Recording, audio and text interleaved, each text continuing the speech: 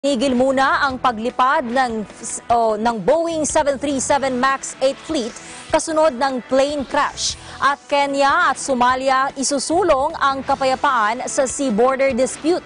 Ang news abroad ihatid sa atin ni Ronald Neri.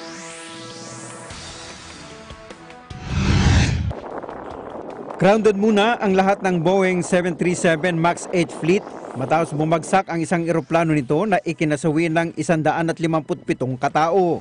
Ayon sa Ethiopian Airlines, nagdesisyon ito na huwag munang payagang lumipad ang iba pa nilang mga eroplano dahil na rin sa malagim na trahedya na pagbagsak ng Nairobi-bound flight ET302, 6 na minuto lamang mula nang mag-take off ito sa Addis Ababa sa Ethiopia. Gayun din ang ginawa ng China na huwag paliparin ang Boeing 737 MAX 8 nito matapos ang insidente.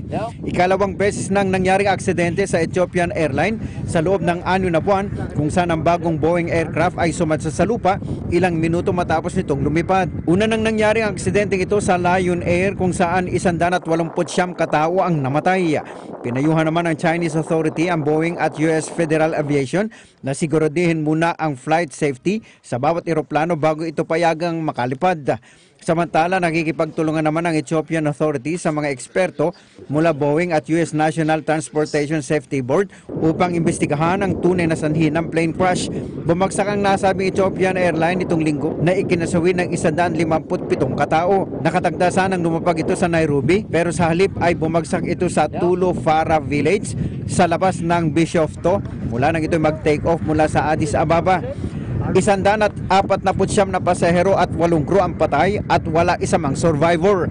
Kabilang sa mga biktima ay mga turista, business travelers at 19 na UN staff.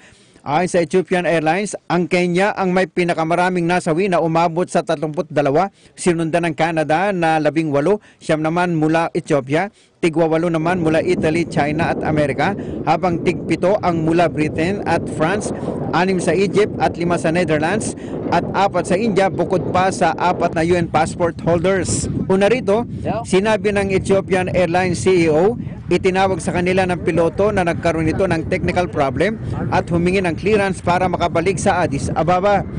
Nabigyan ito ng clearance base na rin sa record ng air traffic controllers. Nilinaw din ng nasabing tanggapan ang piloto ay may excellent flying record. Pero ayon sa isang witness, bago bumagsak ay nakitang nagliliyab na matapos itong sumabog at bumulusok sa lupa. Lahat ay ikinukonsidera ng mga otoridad hanggat di pa natatapos ang investigasyon. Hindi rin isinasantabi ng Ethiopian Airlines ang posibilidad na terorismo o pananabutahe sa nasabing plane crash. Nagpaabot naman ang pakikiramay ang iba't ibang mga bansa matapos ang insidente.